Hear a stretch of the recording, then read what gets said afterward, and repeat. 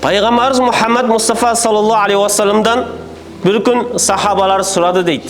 Қайсыл момын ақылдуу момын? Қайсыл момын ақылдуу деп сұраптыр. Сұрағанда пайғамбарымыз жауап берді дейді. Аксарухум лил маути зикрон дейді. Қайсыл бір момын өлімді көбірек естеп, жана ошол өлімгө жана өлімдөн кийинги жашоого көбірек даярдык көргөн момын адам ақылдуу момын дептир. Қайсыл момын ақылдуу десе, аз бар олуп тургандардын баарыбыз дүйнөдө канча адам болсо баарыбыз акылдуубуз.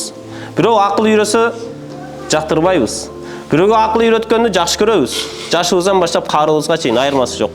Алымдан баштап алымы эместерден баарыбыз ушундайбыз. Баарыбыз үйрөткөн жакшы көрөбүз, бирөө бирдемкени үйрөтүп койсо уккубуз да келбейт. Пайгамбарыбыз акылдуу адамды сыпаттап айтат, өлүмдү көбүрөөк эстеп, анан ошол өлүмгө жана өлүмдөн кийинки жашоого даярданган адам акылдуу дептир.